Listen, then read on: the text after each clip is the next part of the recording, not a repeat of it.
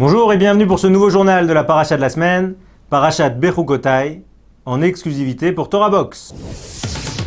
La paix maintenant en Israël. Nouvelle destruction du temple. Le boycott universitaire porté par des juifs israéliens. La malédiction de Roland Garros. Parashat Bechukotai est connue pour être la paracha des malédictions. Maintenant, au début de la paracha, on commence de façon très positive. Im Bechukotai teleru, si tu suis mes voies et que tu écoutes mes mitzvot, alors tu seras couronné de bénédictions. Parmi ces bénédictions, la première, en tout cas le premier axe de bénédiction, c'est la paix. Je ferai régner la paix dans ce pays. Il n'y aura pas de glaive. Et Rachid expliquait que sans paix, rien ne vaut rien. C'est-à-dire que la paix, c'est le ciment qui permet aux gens d'avoir de la sérénité et de pouvoir s'approfondir. Alors il faut voir que, depuis, on en a parlé plusieurs fois, mais la situation géopolitique en Israël est en train de changer de façon extrêmement profonde. Cette semaine, le roi de Jordanie a nommé un nouveau Premier ministre extrêmement pro-israélien, d'ailleurs dénoncé par la presse jordanienne comme le ministre le plus pro-israélien. Et encore une fois, c'est une nouvelle manifestation de cette évolution géopolitique depuis la montée de l'État islamique qui a cristallisé finalement les antagonismes entre sunnites et chiites, au point que les sunnites se sont naturellement redirigés vers Israël. L'Égypte, avec Abdel Sisi qui depuis 2 ans, un peu plus de 2 ans maintenant, est certainement le meilleur allié d'Israël qui lui échange des informations militaires. De l'autre côté, l'Arabie Saoudite, dont le prince qui vient de sortir un plan stratégique conjoint structurel qui doit changer le pays, qui s'appelle Arabie Saoudite 2030, dans lequel il y a un appui avec des échanges technologiques avec Israël. Donc on est vraiment sur une base complètement nouvelle entre ces pays. Et la Turquie, qui devrait finaliser ces négociations très scabreuses sur un retour à une normalisation des relations avec Israël. En tout cas, voilà ce qui est en train de se passer aujourd'hui. Et c'est là que, de plus en plus, la question palestinienne vient quelque part en second plan, malgré l'initiative française à laquelle personne ne croit vraiment. Mais finalement, c'est devenu un sujet second. C'est-à-dire que face à la menace de l'Iran, qui joue un rôle déterminant aujourd'hui dans la lutte contre l'État islamique et qui finance au Yémen, qui se bat au Yémen, contre l'Arabie Saoudite, qui met ses pions un peu partout avec le Hamas, avec le Hezbollah. Le Hamas qui d'ailleurs cherche vraiment sa place, qui est passé d'un camp à l'autre, mais qui est une menace mineure par rapport à l'existence d'Israël. On comprend qu'on n'a jamais été aussi près, Baruch Hashem, Im Bechukotai teleru, n'a jamais eu autant de Torah depuis des centaines d'années en Israël, et on n'a jamais été aussi près d'une paix qui viabilise, si vous voulez, le pays. Et ça, c'est très beau.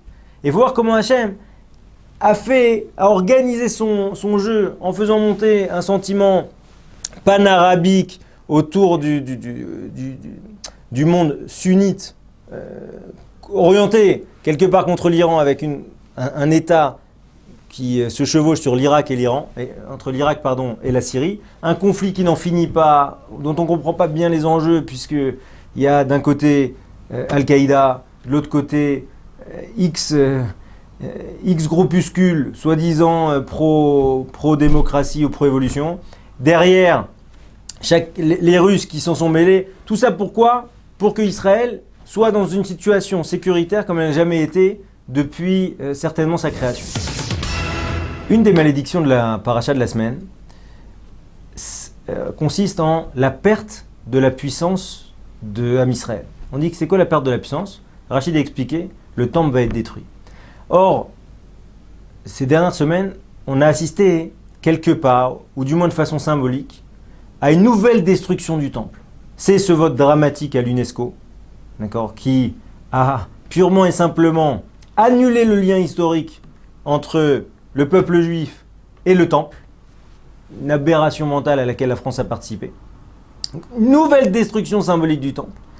Et plus que ça, cette semaine, à nouveau, des déclarations catastrophiques contre le Waqf, donc, c'est-à-dire l'autorité jordanienne qui gère la mosquée du Dôme du Rocher d'Al-Aqsa, et surtout qui n'en finit plus de faire des fouilles sous la mosquée pour détruire tout ce qui peut rester de traces juives. Alors, il faut voir comment ça va se produire, mais en tout cas, cette semaine encore, des archéologues ont demandé à ce que le Waqf soit démis de ses fonctions, puisqu'il est en train vraiment de détruire toutes les fondations. Alors maintenant, ce qui se trame quelque part, et c'est assez beau, c'est qu'aujourd'hui, d'après les plus grands spécialistes, les fondations même de la mosquée, donc qui est l'emplacement du temple, du Beth Amikdash, ces fondations, elles seraient plus du tout solides. Ils ont fait finalement tellement de fouilles et tellement de déni historique que peut-être eux-mêmes ont creusé un trou sous leur bateau. Voilà, l'avenir nous le dira. Est-ce que c'est le plan d'Akadosh Baruch Hu pour ramener Bezrat Hashem le troisième temple? En tout cas, la puissance cette perte de puissance de Israël doit être ressentie. Chaque jour, on n'a pas ce temple, comme on le rappelle chaque jour dans notre filote. On prie vers le temple et on regrette chaque jour les sacrifices qui n'ont plus lieu et le service qui ne s'y déroule plus. Dans la suite des malédictions de la paracha, une des malédictions les plus sévères, c'est la malédiction qui explique que chaque juif va être pris par une terreur absolue, qu'il sera effrayé par n'importe quelle feuille, et surtout que les frères vont en venir à se tirer les uns sur les autres. Et là, pour reprendre le BDS, c'est-à-dire toute cette nouvelle mouvance anti-israélienne qui rappelle sans cesse l'apartheid israélien. Alors quand on est en Israël, on voit que tout est traduit en arabe, que en permanence il y a de l'affirmative action. Il faut savoir qu'en Israël aujourd'hui, si une start-up se lance et qu'elle a dans sa direction un arabe, l'État rembourse jusqu'à 80% des frais de lancement. Enfin bref. Et là, aujourd'hui, ceux qui portent le plus le mouvement de boycott universitaire aux États-Unis, c'est un groupe d'une vingtaine d'Israéliens qui s'appelle AAA, un groupe d'archéologues spécialisés en archéologie. Et là, on est en plein dans notre paracha. À savoir qu'un frère fera l'objet des sévices d'un autre frère. Que Bezrat Hashem, on se sorte de ça, car historiquement, ça a toujours été le cas. Si on reprend dans l'histoire les plus grandes tragédies du peuple juif, elles ont toujours été le fait d'autres juifs et de haine gratuite entre frères. Enfin, la page sport et la malédiction de Roland Garros qui continue, avec une année catastrophique au niveau de la météorologie. Alors, c'est expliqué dans la paracha de la semaine qu'une des malédictions, ou plutôt une bénédiction, ça serait que la pluie arrive en son temps. On explique, c'est quoi en son temps? La nuit idéalement, Shabbat, des moments où ça gêne personne. Et là, la Gemara dans Ta'anit, Daf Zayin, page 7, explique que toutes les pluies qui viennent après Nissan, donc là maintenant ça y est, on est en Iyar, toutes les pluies qui viennent après Nissan sont des pluies de malédiction. Et là, Roland Garros cette année, c'est du jamais vu. Tel que c'est parti, on va finir le tournoi en milieu de semaine prochaine. Et les quais de berge, les quais de Seine sont fermés. Et donc là, on comprend à quel point Akadosh Baruch Hu peut lancer les éléments et à quel point chacune de ces malédictions trouvées dans la paracha peut être actuelle et nous concerner. Qu'Akadosh Baruch Hu nous envoie que des brachot, des bénédictions et qu'il soit fier de nous avoir pris comme peuple. Shabbat Shalom.